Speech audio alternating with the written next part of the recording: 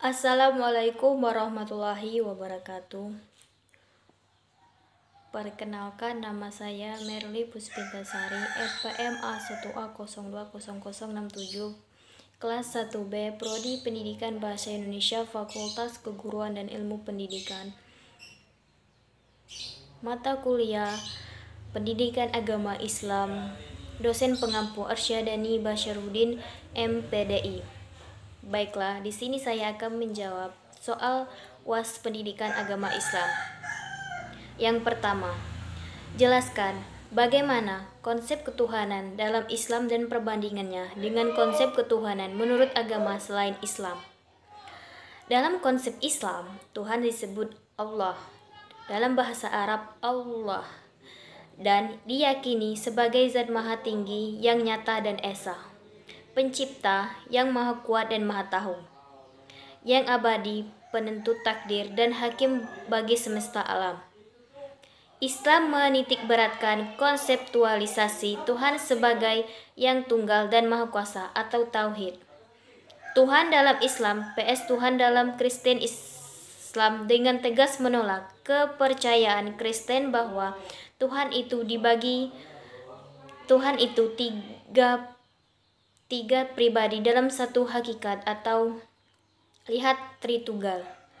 Dalam konsepsi Islam tentang Tuhan, tidak ada kesetaraan antara Tuhan dan ciptaan. Kehadiran Tuhan dipercaya ada dimanapun dan tidak menjelma sebagai siapapun atau apapun. Kristen Barat merasa Islam sebagai agama kafir selama Perang Salib pertama dan kedua. Muhammad dipandang sebagai setan atau Tuhan palsu yang disembah bersama Apollyon dan termaktub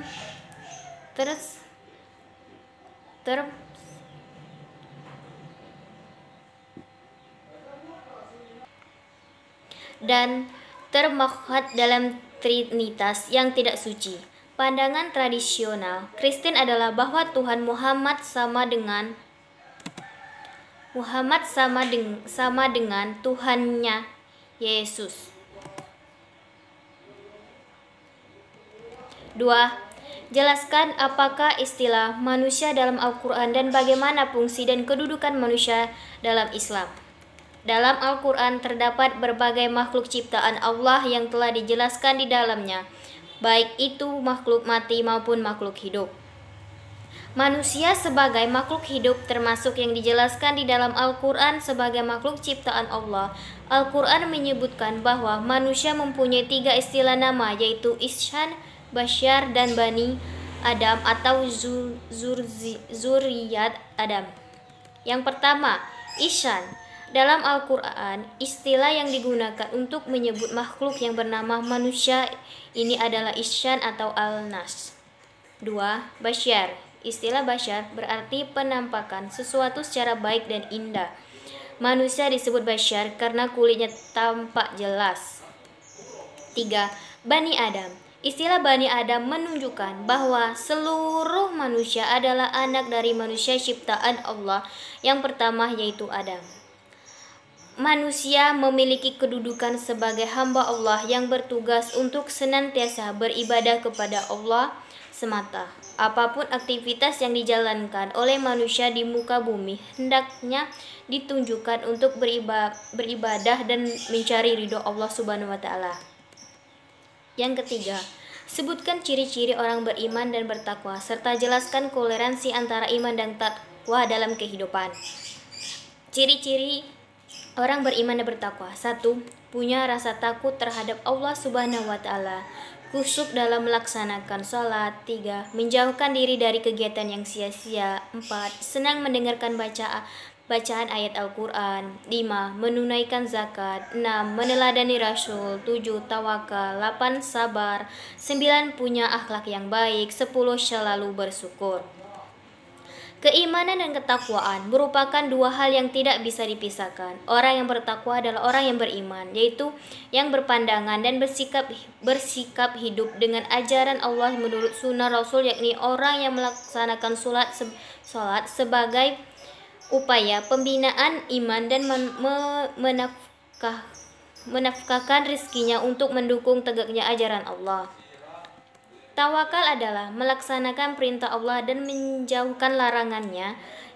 Iman adalah percaya pada pandangan dan sikap hidup dengan ajaran Allah, yaitu Al-Quran menurut sunnah Rasul atau dengan selain ajaran Allah, yang terwujud ke dalam ucapan dan perbuatan. Soal nomor 4. Dalam menjalankan Islam, sebagian orang mengembangkannya dengan jalan kekerasan, seperti yang terjadi pada ISIS atau Islam State of Iraq x Syria. Bagaimana pandangan saudara tentang ISIS dan menurut saudara, bagaimana semestinya Islam dikembangkan? Menurut saya, mengenai dukungan untuk ISIS di Indonesia, saya sangat tidak setuju dan keberatan. Jika ISIS dibiarkan masuk ke Indonesia, maka mereka akan menggerogoti karakter Islam. Kami umat Islam sangat menolak jika ISIS masuk ke Indonesia. Saya rasa kita sudah terlalu melebar dalam menanggapi ISIS, bahkan tanggapan itu sudah nyelen dan kurang objektif sehingga berakibat timbulnya rasa takut yang berlebih-lebihan. Sudah seharusnya kita mendukung orang lain untuk menjalankan sebuah pemerintahan Islam. Jika pemerintahan berlandaskan Islam, bukan berarti di negara tersebut tidak boleh ada agama lain. ISIS lebih merupakan karena bagi pemerintah Suriah, Irak, dan Amerika Serikat serta sekutunya yang tidak bisa menciptakan keadilan di kawasan Timur Tengah dan sekitarnya. Belum efektifnya penanggulangan paham radikal dikarenakan pemerintah selalu melalui pendekatan yang emosional dan kejam. Main tembak di tempat yang seharusnya melakukan pendekatan musyawarah. 3 langkah untuk menangkal ISIS. Perkuat Pancasila sebagai ideologi bahasa secara substansial. Ketegasan pemerintah dan DPR dalam menghadapi tindakan kekerasan dan anarkisme sekecil apapun, terutama yang berlatar belakang radikalisme terkait isu SARA, menjalankan Undang-Undang Kewarganegaraan Pasal 23 Undang-Undang Nomor 12 Tahun 2006 yang mengatur kewarganegaraan seseorang dapat hilang bisa bersumpah membela kepentingan negara lain.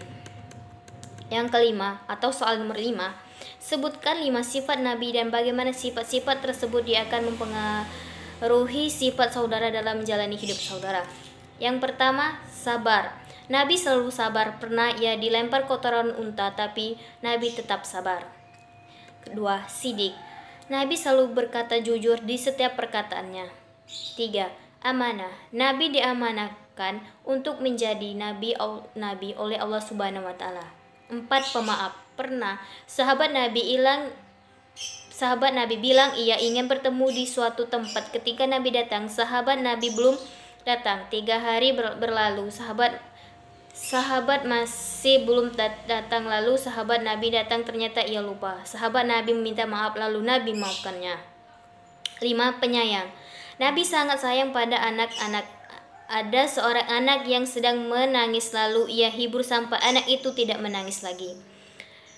Dengan sifat Nabi ini, jika kita benar-benar meneladani sifat-sifatnya, tentu akan mempengaruhi kehidupan kita.